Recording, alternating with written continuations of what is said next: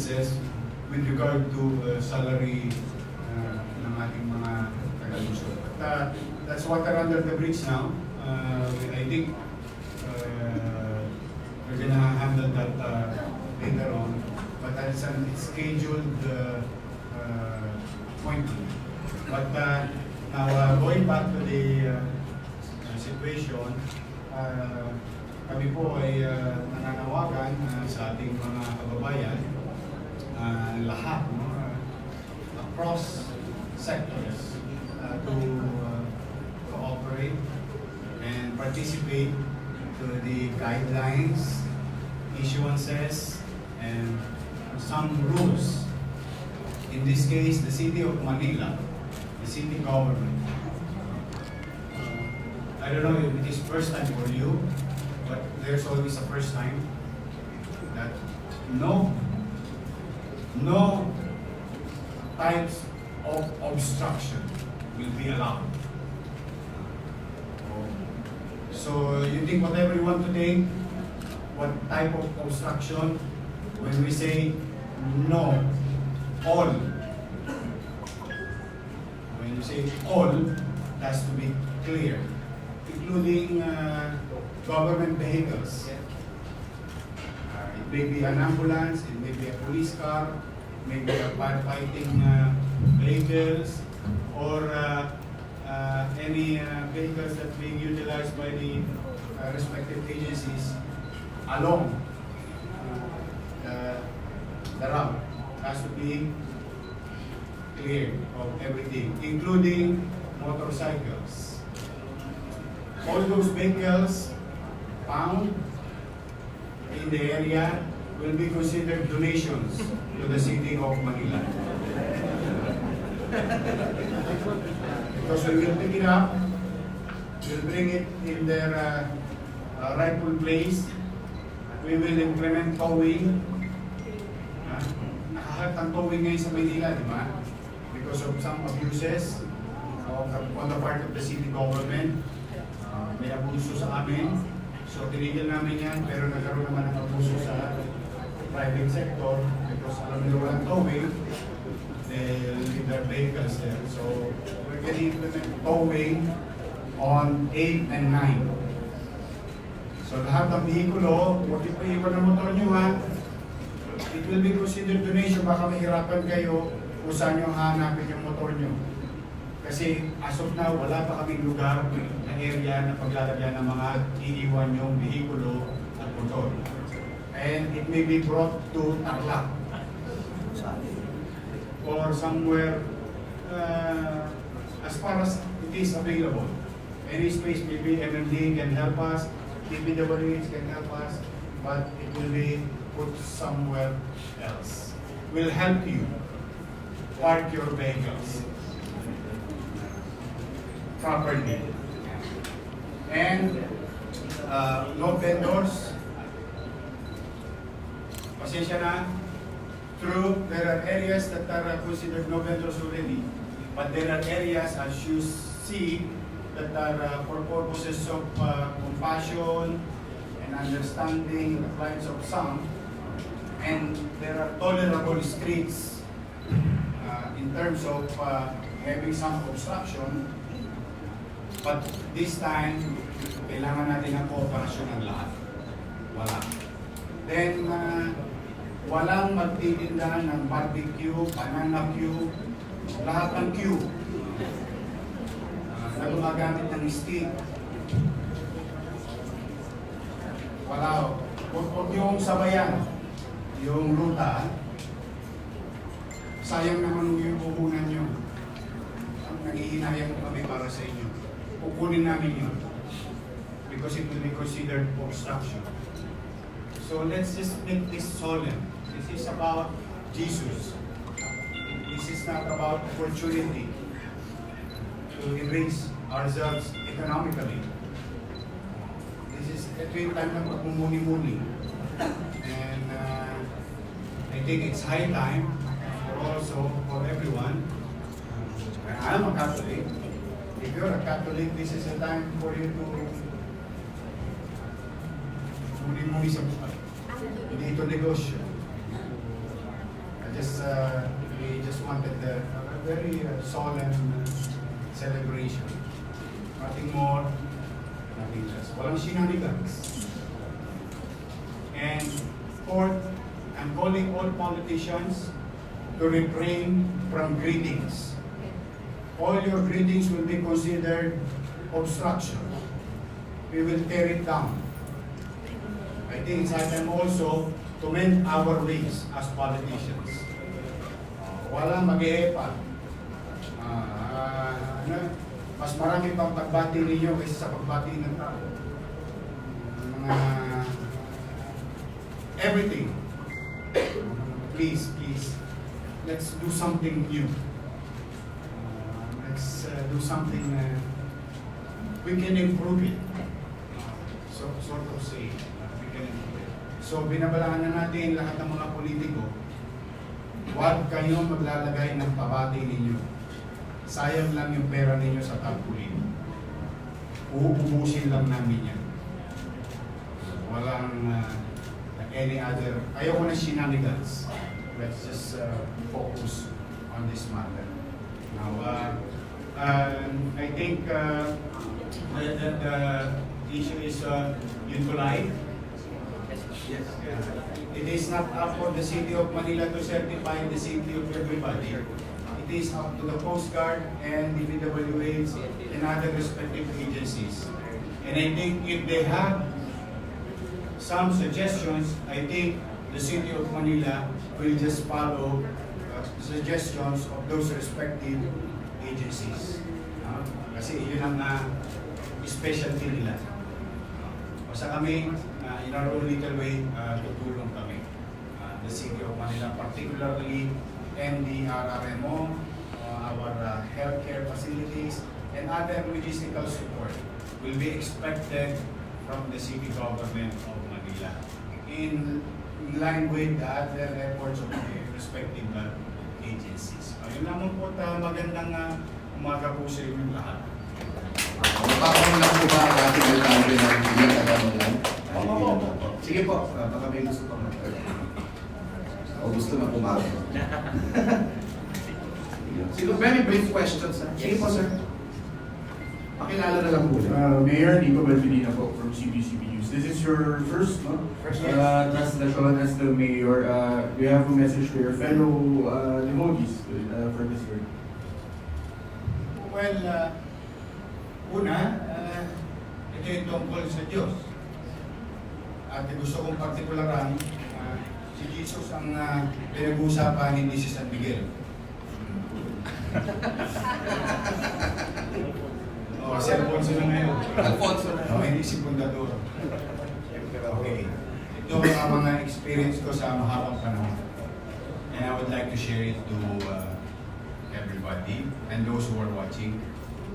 Okay, pupunta lang kasi. Pinupin namin kayo.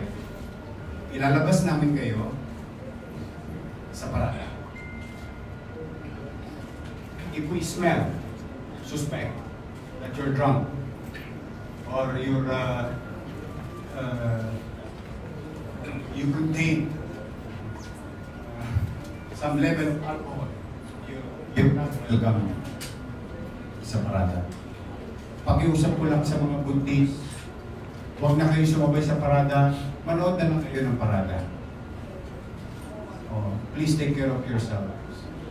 Totoo, gusto niyong pakahila, it's Alobat na yan. pangatay. But you know, God said, you take care of yourself. Sinabi rin ng Diyos yun. Pangatga mo din ang sarili mo. And I think, kung may sakit ka, thank you. Kung may sakit ka, I think Jesus would not want you also to get heart attack in the middle of everybody. Medyo gumilid na lamang po tayo. Yung may mga sakit, panawagan ko, gilid na lang tayo. I think pwede naman yun. God will understand. Buntis, lasing. Makikihalubilo kayo. Okay. Basta we'll handle you. Okay. Now, Ordinance 5555 will be implemented. no drinking in the streets of Manila kahit pista. Okay? You can drink inside your house. If you drink, you cannot participate in the parada, procession, Traslacion, will pick you up. You cannot drink outside of your premises or house. You're going to violate Ordinance 5555. Curfews will be implemented for the children 18 years below. 17 years below. We'll take care of them and we'll penalize the parents. Okay? Kasi isa sa mga problema rin natin, maraming nawawalang bata. Nami-misplace. At sila yung unang kawawa. Pag may konting animosities. I hope pagpapasensya nyo na. Ito naman yung mga batas na umiiral. Ang tanging trabaho ko lang ay tutin itong mga batas na ito. Kailangan nating ipatupad. So yes, it's my first time and let's have this meaningful first time. So, thank you very much po, Mayor. So, it's almost past 1:30 po. We can entertain one more question po. 12:30 pa, sorry, 12:30. Don't advance. We can entertain one more question po para po before we wrap up our press conference po for this Traslacion 2020. Sir? Ma'am, sige po ma'am.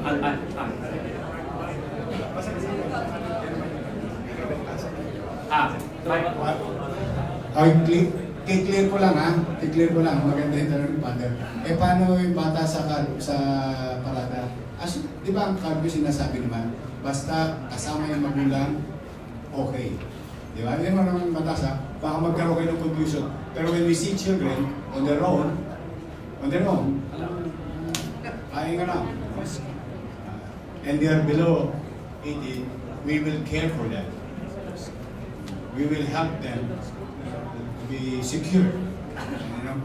Put them in an environment more conducive and safe for them.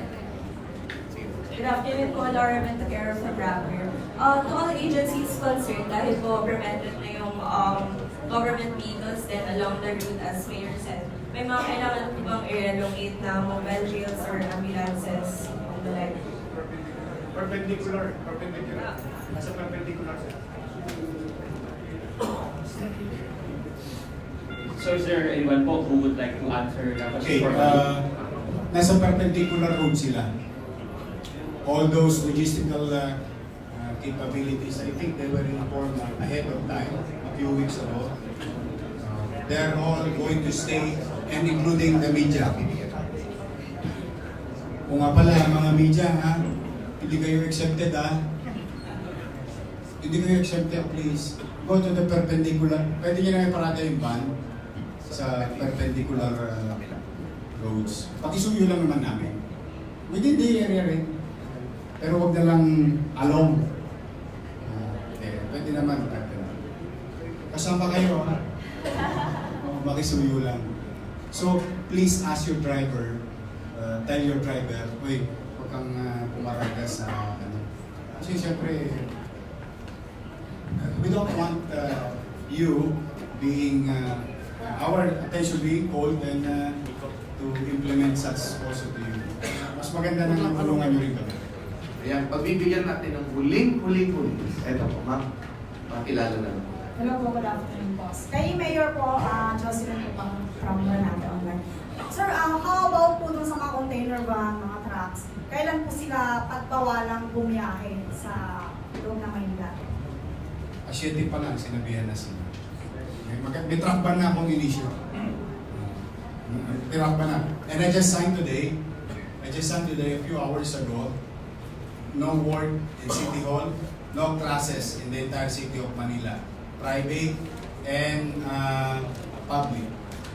All levels. Nakalimutan ko lang sabihin sa inyo. Sir, sa 9 Sa 9 chip, di ba? Sa January 9, dito just to be clear, Okay. No classes, all levels, private and public. No work for the City of Manila's employee. Hindi ko alam kung anong ang polisiya ng iba, no? But the City of Manila, the city government, except for those who are involved to extend assistance to the group by the City of Manila. Our bureaus like DPS, Engineering, Manila Health Department, and the RRM. Okay? So walang pasok. Dapat pala yun ang muna ko sinabi. Walang pasok sa eskwelahan. Okay? At walang pasok ang empleyado ng city. Pati truckman. Pati truckman. May balak din po ba kayong sumama sa translation? Kasi si Father po at si Jen ang nagsasama lang.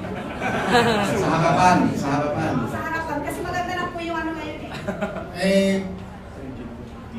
I will follow the same thing that I ask other politicians. I will leave it to the kami, magtatrabaho kami sa beta, bandang konti lang kami. Biro-biro, punta na namin yung tungkulin namin more than showing our face to the camera because this is not about us, this is about Jesus. I will, sorry, it's not to offend the church. It's more on respecting the church. For me not to be in the, kasama ko na lang siya, yung mga list po namin,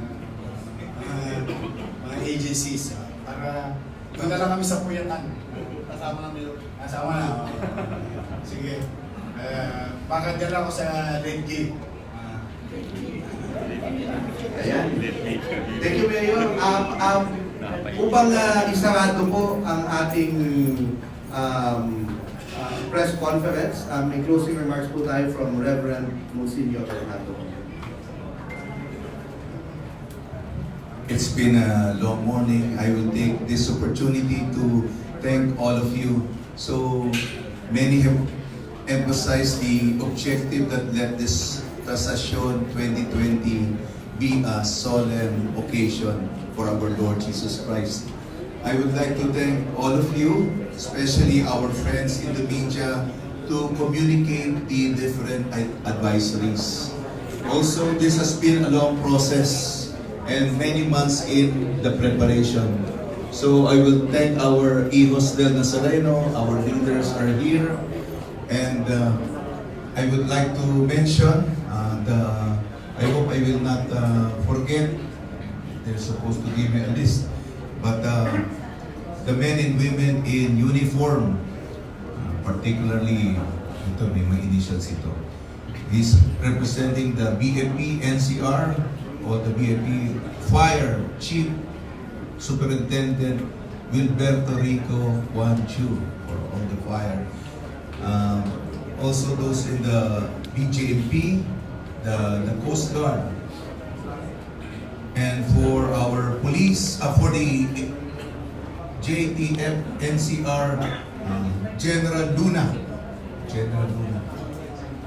and for our police, of course, the MPD is here, General Balba, and for the first time, a very active role, as you notice, in our Traslacion, our NCRPO Chief RD Debold Sinas. So the men and women in uniform.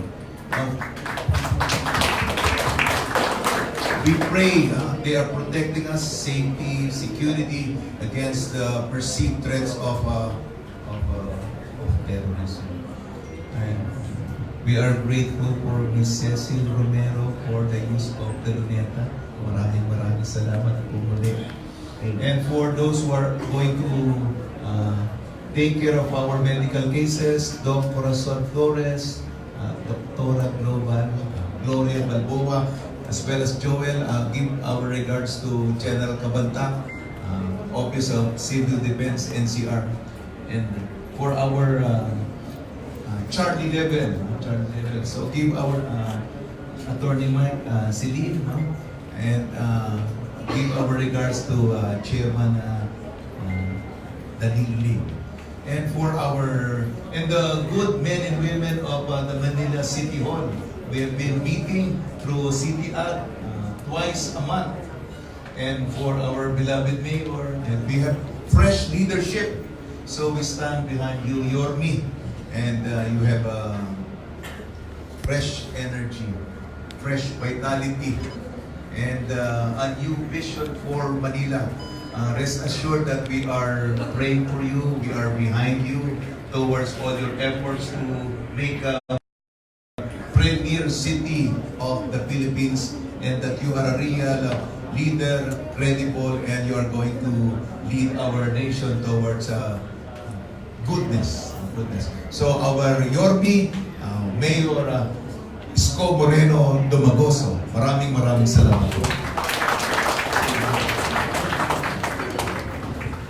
Okay, maraming salamat. Bago po tayo pumunta sa ating closing prayer, paalala din po sa ating mga kagawad sa media, nasa gilid lang po natin ang mga pinuno po ng mga iba't ibang grupo ng IOS del Nazareno kung nais nyo po silang makausap. Father? At ngayon din po sa media. After po ito, sa fourth floor, meron po tayo press briefing, yung mga final instructions po, mga details about the coverage, kayo po inanyayahan sa fourth floor. One level po below this floor. So ngayon, of course, may pwedeng handang magkain po sa mga media, no? Pwedeng doon po sa gilid. And so we properly end po ng ating press conference 2028. We now call on Father Rica Gumanensya for the closing prayer.